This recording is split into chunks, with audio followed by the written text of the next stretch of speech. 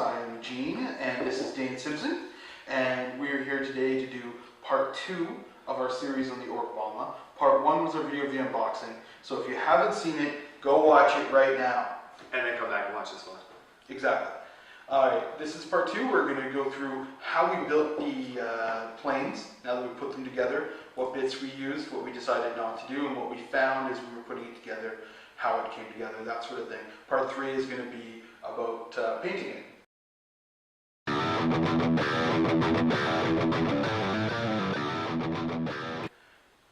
So here we go. This is my Dakajet.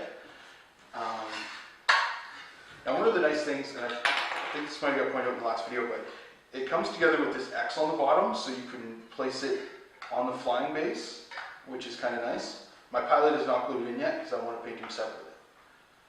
As per the instructions. As per the instructions. So the first thing that I did that was I put on the 3 guns. I think this is supposed to be an air intake, but it does have the option to put these extra guns in there to give you the 3 super shooters. So I did that. I went for the, basically other than that, I built it fairly stock as far as the body and the wings go, per the Dakajet instructions, because I wanted to test them out a little bit.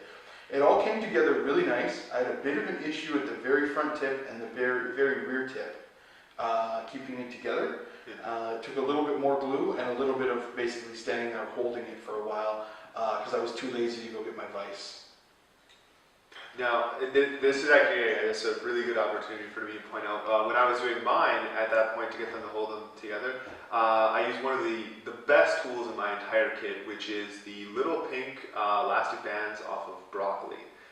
You know, they're really small and they hold things together perfectly. I keep an entire drawer full of them for when I'm working on rhinos or any kind of chassis or anything like that. And that's what I used, and they held it together perfectly. So there you go. Buy more broccoli. Yeah, and it's good. It's good for you.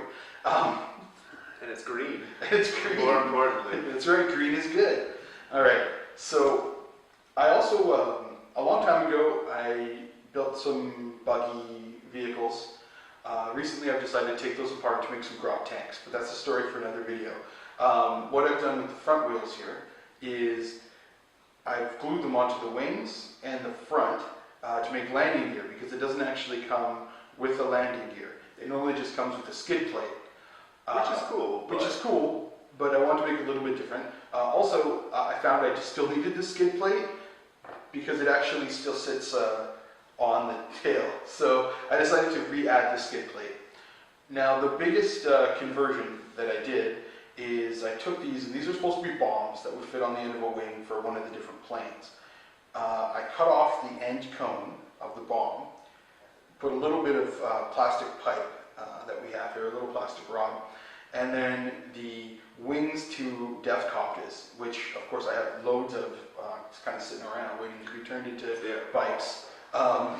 So I have these copter blades, and I put one on the end of each one to give it sort of a, what did you call it, a sky captain in the world of tomorrow. Yeah.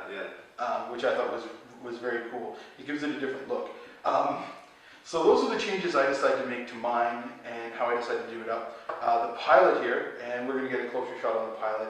I opted for the one wearing the headset because Dane really liked the scarf. Yeah. So I wasn't going to make mine exactly like his. So he's going to use the scarf. I decided to use the scarf for something else another day.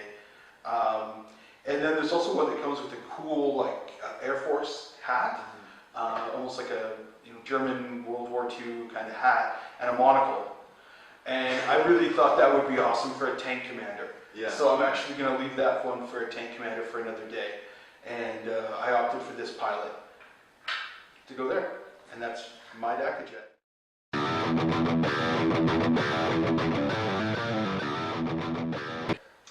Cool. My Dakajet is fairly stock actually as well. I went, and I'll show you why it fell apart here. I went with the option of being able to remove the wings. Now, when on, they hold pretty well with just a friction hold, but I'm planning also to put a couple magnets in there as well to hold them on. But it's going to make it really easy for storage because I'm going to be able to take the hull here and lie it down, and it's relatively flat there, as well as the wings will be able to be stored very easily as well. So that's why mine is falling apart. As for what I chose to go with, I chose to go with the extended thruster on the back end here. The bottom of mine, where the skid plate and anchor is stock as it tells you to do. I also chose for the purposes of detaching the wings, I had to go with the smaller exhaust pipes because the larger ones flow back over the wing and attach.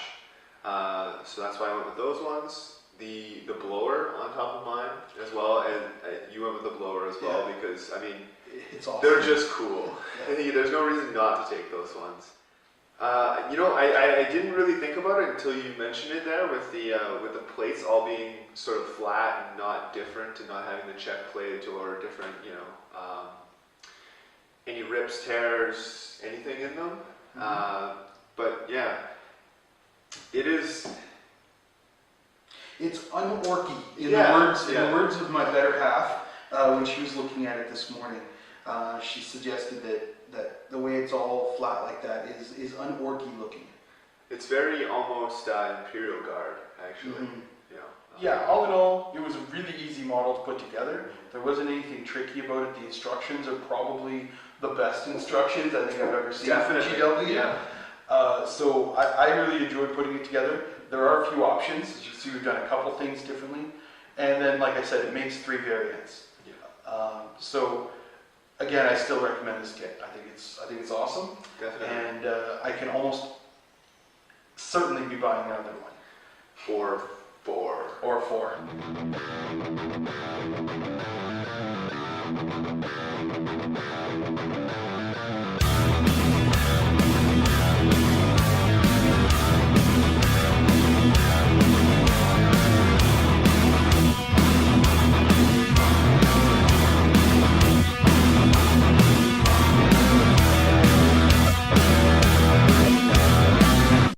Soon we will crush through